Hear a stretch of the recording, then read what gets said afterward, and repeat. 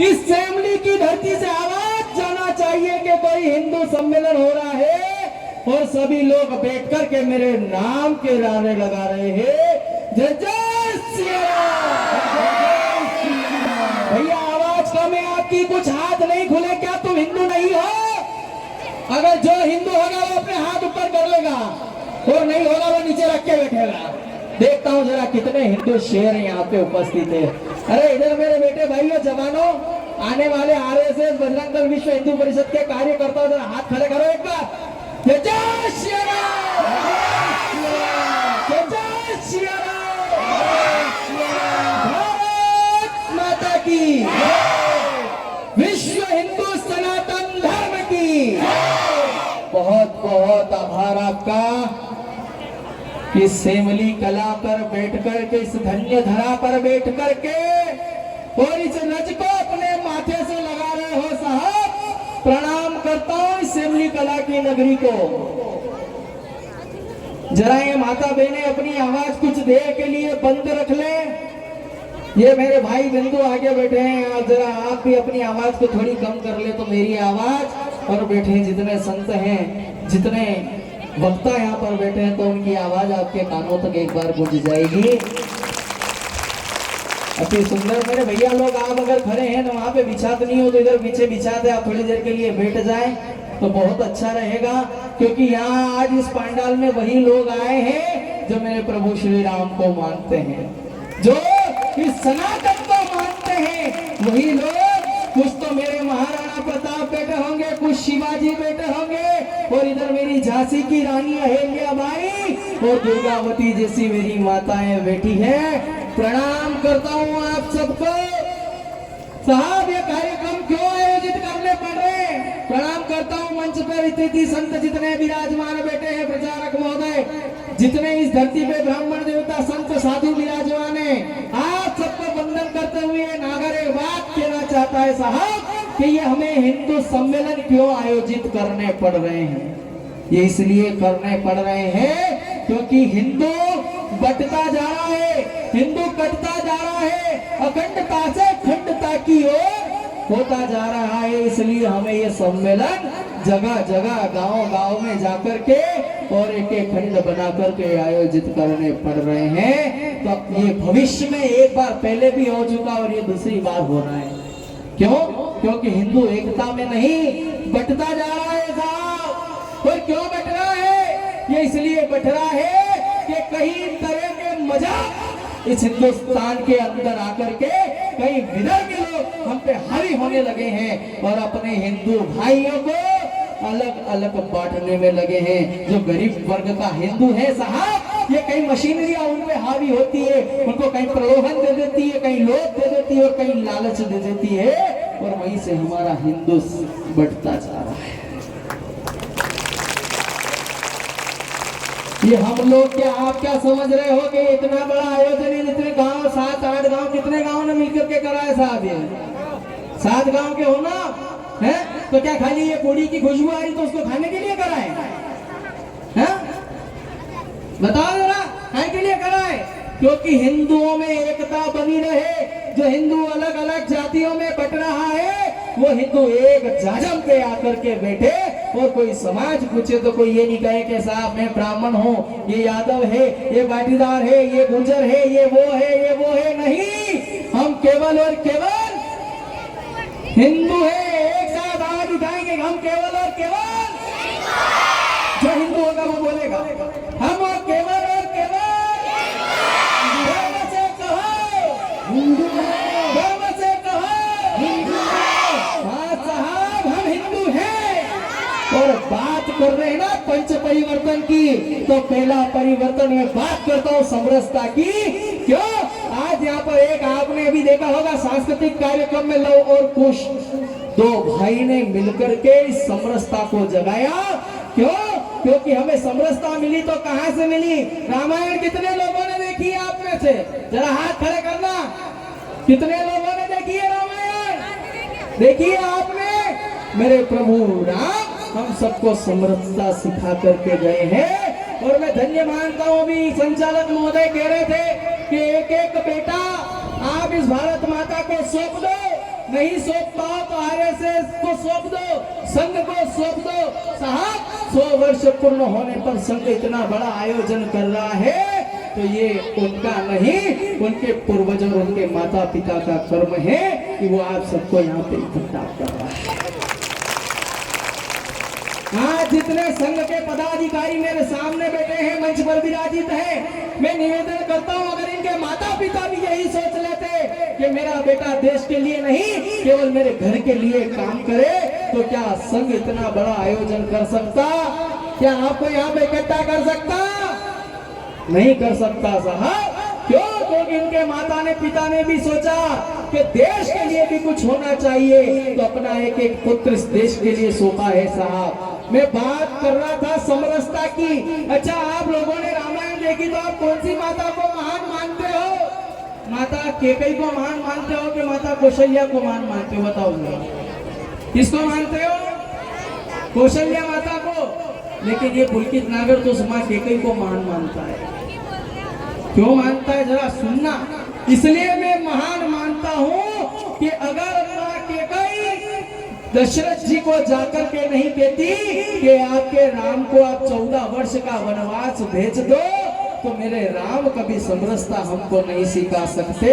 जब 14 वर्ष का वनवास हुआ तो प्रभु श्री राम गए, निषाद राज के पास गए, केवट के पास गए, उस शबरी के पास गए और मेरे प्रभु राम ने ये सिखाया कि वसुदेव कुटुंबकम का नारा हम जो देते हैं ना साहब, ये पूरा हिंदू समाज एक है और यही समरसता मेरे प्रभु श्री राम सिखाते हैं।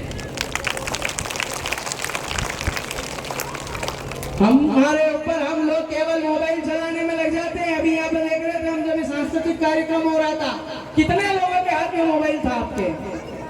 और हम तो बड़े बड़े उदाहरण देते साहब, हम हिंदू हैं, हम सनातनी हैं, तो क्या व्हाट्सएप पे, इंस्टाग्राम पे, फेसबुक पे स्टेटस और स्टोरियां लगाने से आ जाएगी हिंदुत्व? आ जाएगी? हिंदुत्व आ जाएगा? व्हाट्सएप पे लगाने से आ जाएगा? फेसबुक पे स्टोरी लगाने से आ जाएगा हिंदुत्व? नहीं आएगा।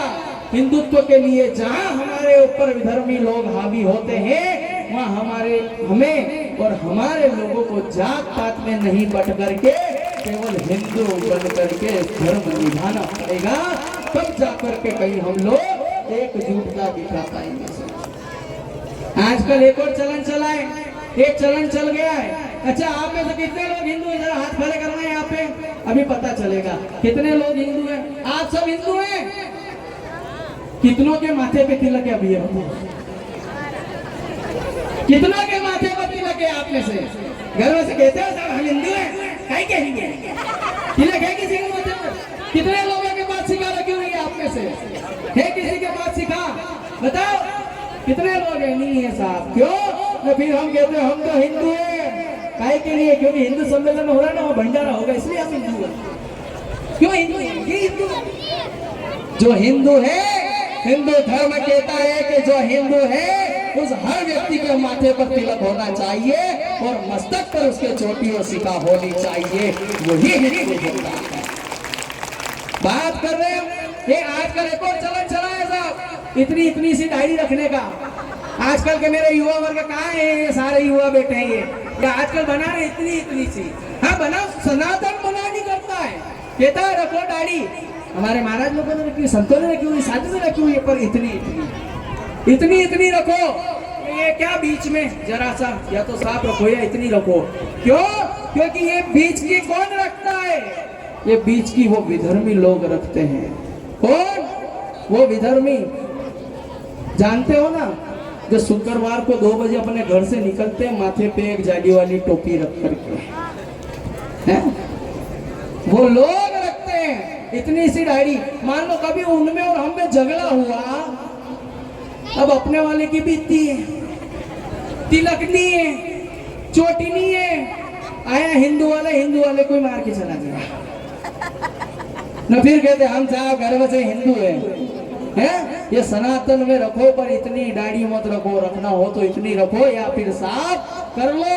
क्योंकि साहब वो लोग रखते हैं शुक्रवार के दिन, वो लोग नमाज पढ़ने के लिए जाते हैं, तो आप हिंदू लोग भी एक दिन निश्चित करो। अरे उनके तो एक ही देवता है, एक ही है, हमारे तो 33 कोटि है साहब, 33 करोड़ देवी देवता है हमारे सनातन के अंदर। हमें तो गर्व करना चाहिए कि उनको तो केवल एक दिन मिला है, हमको तो पूरे सातों के सातों दिन मिले हैं, उसमें भी देवता कम पड़ जाते हैं। हम 7 दिन में जा पाते हैं क्या? नहीं जा पाते हैं। सोमवार को भोलेनाथ के वहां जाओ, मंगलवार को हनुमान जी के वहां जाओ, बुधवार को गणेश जी के वहां जाओ, गुरुवार को गुरु जी के वहां जाओ, शुक्रवार को माता जी के वहां जाओ, शनिवार को शनिदेव के मंदिर में जाओ, रविवार को फिर हम कितनी माता जी हमारे कम है देवता नहीं है। लेकिन 7 दिन में से एक दिन हमें भी ऐसा निश्चित करना पड़ेगा कि मेरे युवा भाई जितने भी हैं, अगर ये मंगलवार सुनिश्चित कर ले और मंगलवार को प्रातः काल जाकर के किसी हनुमान मंदिर में हनुमान चालीसा का पाठ करे और उसी दिन रात्रि में मेरी माता बहने उस मंदिर में कीर्तन करे और सभा को नाम दे सनातन एकता सभा, और मैं कहता हूं कि आप लोगों में हिंदुत्व लाने से कोई नहीं रोक सकता। अगर वो शुक्रवार को इकट्ठे हो सकते तो अपन मंगलवार को जा सकते ना हनुमान जी के वहां? नहीं जा सकते हैं क्या? बताओ जरा, जा सकते हो तो एक संकल्प इस सेमली की धारा से लेकर के जाना साहब कि हम 7 दिन में कभी नहीं होगा तो एक दिन के लिए मंदिर पे जाएंगे, और हम बड़े बुजुर्ग गए ना गए तो हमारी युवा पीढ़ी को, हमारी आने वाली छोटे बच्चे जो हैं छोटे छोटे, आप लोग मंदिर जाते हो उनको साथ में लेकर नहीं जाते हो। अरे नहीं लेकर को जाओगे तो आने वाले समय में कौन बताएगा कि हमारे राम जी कौन थे, कृष्ण कौन थे, हनुमान जी कौन थे, दुर्गा कौन थी, काली कौन थी? साहब ये आप बताओगे तो आपका बच्चा सीखेगा, नहीं तो कोई और बताने नहीं आएगा। क्योंकि वो लोग छोटे छोटे बच्चे को देखो, आप रविवार के दिन भी कुछ लोग इकट्ठे होते हैं, कहते हैं साहब कि हम रविवार को कौन, वही जो ईसाई मशीनरी हम पर हावी होती जा रही है। मैं नहीं डरता हूं किसी का नाम लेने से साहब, क्यों डरे? इस हिंदुस्तान की माटी के लिए जी रहे, हिंदुत्व के लिए जी रहे हैं। हम उनके धर्म पे कभी प्रतिघात नहीं करते, और हमारे धर्म पे कोई प्रतिघात करेगा तो हम चुपने वाले नहीं हैं। ये संघ के कार्यकर्ता कितने ही कार्य सेवक, आज वो दिवस है साहब, एक समय वो था जब कार सेवकों की जान कितनी चली गई थी, और वहां के जो तात्कालिक थे ना नेता लोग, उन्होंने कहा था कि यहाँ पे परिंदा भी पर नहीं मार सकेगा, लेकिन आया एक माई का लाल भगवा वेश में, और 22 जनवरी को श्री राम को उस तंबू से निकाल कर महल में बिठा दिया। दोनों हाथ ऊपर करके एक बार कहे जय जय सिया राम, जय सिया राम। आज वो दिवस है साहब, आप सब इतने भाग्यशाली हो, इतने गौरवशाली हो कि हमारी जो पिछली पीढ़ियां गई, उन्होंने राम जी को तंबू से निकलकर कभी अपने महल में बैठे हुए नहीं देखा। लेकिन आज से 2 वर्ष पूर्व आपने, हमने और हमारे संतानों ने, उन आंखों ने प्रभु श्री राम को उनके स्थान पर बैठे हुए। क्या बात करते हो साहब आप? ये सनातन है, और इस सनातन में कोई भी विधर्मी हावी हो जाए, कितने ही पंथ निकले, कितने ही मजहब निकले, तो निकले कहां से बताओ? सनातन से तो निकले। कहां से निकले? सनातन धर्म से निकले। अभी चल रहा, अभी हमारे यहाँ पे भी साहब लोग नमो बुद्धाय बोलते हैं, तो बुद्ध धर्म जो निकला कहां से निकला बताओ? कहां से निकला? कहां से 1400 साल पहले, 2000 वर्ष पहले थे कोई धर्म? नहीं थे। केवल और केवल चलता था तो केवल एक धर्म चलता था जिसका नाम था सनातन धर्म। दोनों हाथ ऊपर करके कहो सनातन वैदिक धर्म की, सनातन वैदिक धर्म की। तो सनातन में जीने वाले लोग हैं साहब। और मेरी बहनों, आज से भी मैं कहना चाहता हूं कि जरा आपके ऊपर कोई विधर्मी हावी हो जाए या आंख उठा करके देखे तो केवल ये मोबाइल पे स्टोरियां और रीलें बनाने से फुर्सत मिल जाए तो आगे भी सुन लेना। हाँ, ये जितने मेरे भाई दीवाने नहीं है नी, उतनी मेरी ये बहनें रीलों पे इतनी छा रही है कि साहब पूछो मत। और विधर्मी लोग हम पे कभी भी हावी हो जाते हैं और फिर कहते हैं कि साहब हमारी बहन के साथ ऐसा हो गया, वैसा हो गया। क्यों हो रहा है? हमारी वजह से हो रहा है। क्यों? आज किसी की बहन बेटी के साथ गलत हो जाए तो कोई दूसरा हिंदू उसके साथ जाने के लिए तैयार नहीं होता है। याद करो, अगर उसकी बहन बेटी के साथ आज गलत हुआ है तो कल अपनी बहन के साथ भी होगा, अपनी बेटी के साथ भी होगा। इसलिए अकेला नहीं, सबको एकत्रित होकर के एकता के सूत्र में बंध करके और केवल हिंदू की बेटी है ऐसा लेकर के हम खड़े रहेंगे तो हमारी बेटियों की भी लाज बचेगी। तुम भी किसी से कम नहीं हो साहब, क्योंकि वो एक झांसी की रानी, वो भी किसी की बहन बेटी थी। वो रानी दुर्गावती, वो रानी अहिल्याबाई, वो भी किसी की बहन बेटी थी।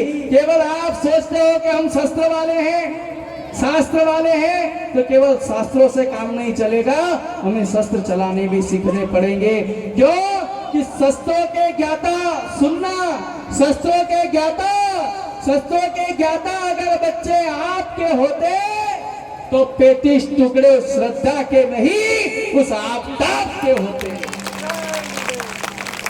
देखा होगा ना क्या हो रहा है हमारी बहन बेटियों का हाल, क्योंकि हमें शस्त्र चलाना नहीं सिखाया, क्योंकि हमने तो बड़ा बड़ा मोबाइल ला के दिया और कहा बेटा इंस्टाग्राम चला, व्हाट्सएप चला, फेसबुक चला है? इनसे भी फुर्सत मिले तो जरा निकलना, सनातन की ओर झांक करके देखना। और कुछ लोग आजकल कहने लगे, कुछ लोग आजकल कहते हैं साहब कि वो पत्थर की मूर्तियां हैं वो क्या करेगी। हमारे सनातन में लोग कहते हैं, क्या कहते हैं कि वो जो पत्थर की मूर्तियां हैं ना, आप मंदिर जाते हो तो वो मूर्तियां क्या करेगी। तो जरा याद रखना, ये वो मूर्तियां हैं केवल पत्थर से बनी नहीं है। हमारे सनातन में, हमारे वैदिक धर्म में तो हम 5-5 दिन का, 7 दिन का, 9 दिन का अनुष्ठान करते हैं, यज्ञ करते हैं और उन मूर्तियों में प्राण स्थापित करते हैं, तो वो पत्थर की मूर्तियां कैसे हो सकती। लोग कहते हैं क्या करेगा वो तुम्हारा पत्थर। अगर बात सत्य हो, आपके हृदय को छू जाए तो बता देना इस सेवनी कला से एक एक व्यक्ति कि हाँ कोई मंदसौर से नागर आया था और कह करके गया है।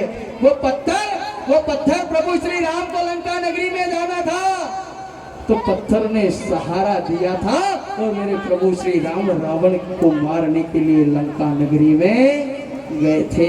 चाहे उनके साथ हनुमान जी थे, बाली थे, सुग्रीव थे, दधिमुख थे, केरी थे, सठ थे, निषठ थे, अंगद थे, बड़े बड़े बलशाली थे, लेकिन जब समुद्र के पार जाना पड़ा तो राम नाम आधार जिन्हें वो जल में राह बनाते हैं, जिन पर कृपा राम करे वो पत्थर भी तर जाते हैं।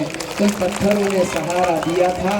जब उस ब्रज पे विपदा आई, गोकुल में विपदा आई, तब वो पत्थर मेरे भगवान श्री कृष्ण की एक छोटी सी उंगली से उठ जाता है और पूरा का पूरा जितना इंद्र कोप करता है तो सारा पानी वो पत्थर सोख लेता है। इस कलयुग के अंदर, इस कलयुग में आपने देखा होगा कि आज भी पत्थर ने साथ दिया। जब 2014 में भयंकर बाढ़ आती है साहब और उस उत्तराखंड से बर्फ गिरने लग जाता है, एक समय ऐसा आता है कि केदारनाथ का मंदिर बहने की दशा में होता है, लेकिन एक बड़ी सी चट्टान आती है और उस मंदिर को सहारा देती है और वो मंदिर बच जाता है। ये हमारे यहाँ पत्थर की महिमा है। और वो लोग कहते हैं कि पत्थर क्या करेगा, जो पत्थर भगवान को सहारा दे सकता है, क्या वो पत्थर हम इंसानों को सहारा नहीं देगा क्या? जरा बताओ, इस सेवनी की धरती से आह्वान कर दो कि अब हिंदू जाग चुका है साहब। अब हिंदू चुप बैठने वाला नहीं है, क्योंकि एक एक हिंदू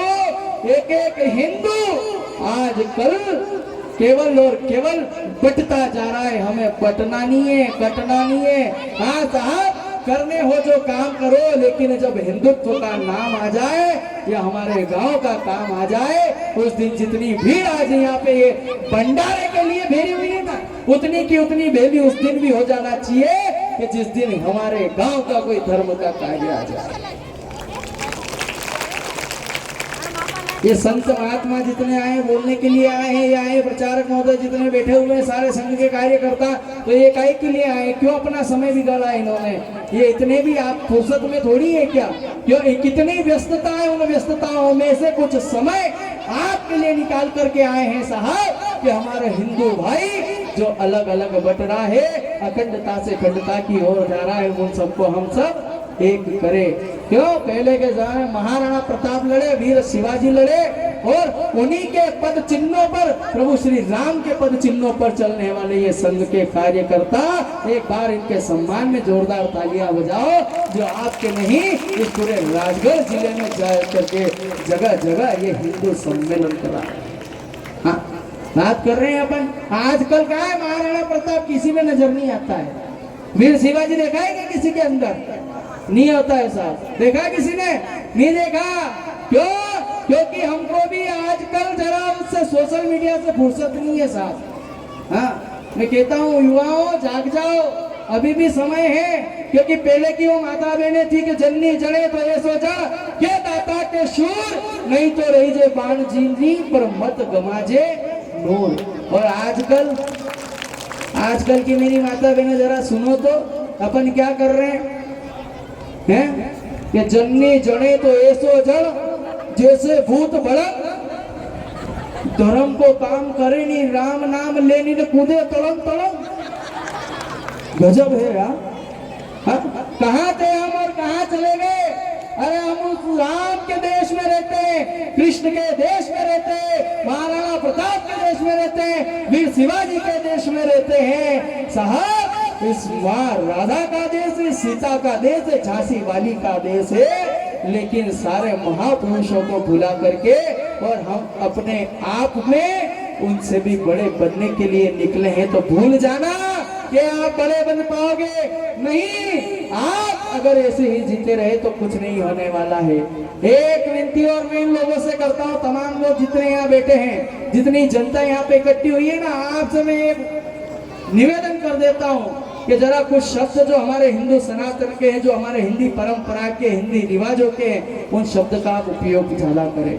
क्योंकि जितने पुराने लोग बैठे हैं ना, ये तो सत्य है कि ये लोग तो नहीं करते, लेकिन मेरे जितने युवा भाई बैठे हैं, ये जितनी मेरी माता बहनें बैठी हैं, आप जरा ध्यान देना कि कहाँ जा रहा है हमारा देश और किस संस्कृति की ओर हम ले जा रहे हैं। जो हमारा नहीं है उसको भी हम बताने में लगे हुए हैं। जरा याद करो आप लोग, पहले के जमाने में केवल अपने माता पिता को माता पिता कहते थे। ये जितने साफे वाले बैठे हैं ना, जितने लुगड़े वाली भाई बैठी है, जानते होंगे कि माता पिता को माता पिता या दाई दाई जी ऐसा बोलते थे।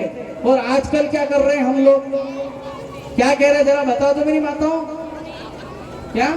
Mummy papa. यहाँ भी ठीक था, बड़े बड़े स्कूलों में भेज दिया उन्होंने, जो अंग्रेजी माध्यम के स्कूल होते हैं, जिनसे हमारे सनातन का कोई लेना देना नहीं है। जहाँ तिलक लगाने से रोका जाता हो, जहाँ हाथ में कड़ा बांधने से रोका जाता हो, ऐसे स्कूलों में भेज रहे हो। और वो कह रहे कि बेटा अपने पिताजी को कहो डैड, न मम्मी को कहो मॉम। अब इनका अर्थ मालूम है आपको? मालूम है अर्थ आपको? नहीं मालूम है तो सुन लेना। और जिनकी संतान अगर ये कहती हो तो बंद करवा देना। और मैं तो कहता हूँ कि भली आप अच्छा पढ़ा लोगे, लिखा लोगे, लेकिन अपने बेटे को संस्कार नहीं दे पाओगे आप। क्यों? कि वो बड़ा होगा, बड़े स्कूल में भेज दिया, इंजीनियर बना दिया, डॉक्टर बना दिया, या बड़े बड़े अधिकारी बना दिए आपने, लेकिन कहाँ बनाए? उस स्कूल में जहाँ पे तिलक लगाने से मना कर दिया जाता हो, जहाँ पे कलावा बांधने से मना कर दिया जाता हो, जिस स्कूल में भारत माता की तस्वीर नहीं हो, जिस स्कूल में सरस्वती माता की तस्वीर नहीं हो, जिस स्कूल में हमारे महापुरुषों की तस्वीर नहीं हो साहब, उन स्कूलों से अपनी अपनी टीसी निकाल लेना। याद करना। और कुछ शब्द कह रहा हूँ, केवल इन पे जरा सा ध्यान दे लेना कि ये मोम खिलवाना एक तो बंद कर देना। मोम किसको कहते हैं माताओं? मोम कहते हैं मोमबत्ती को। तो क्या तुम मोमबत्तियां हो? हैं? डेड कहते हैं डेड बॉडी को। तो तुम क्या पुरुष डेड बॉडी हो? अरे जिंदा होकर के इतना मरने का शौक है तो क्यों जी रहे हो रे सनातनियों? जाग जाओ रे हिंदुओं, जाग जाओ। जिस दिन जाग गए मेरे संघ के कार्यकर्ताओं को ऐसे सम्मेलन करवाने की जरूरत नहीं पड़ेगी। एक बार दोनों हाथ ऊपर करेंगे, भगवान श्री राम का नारा लगा करके मैं अपनी वाणी को यहीं विराम देता हूँ। जय जय सिया राम, जय जय सिया राम, भारत माता की।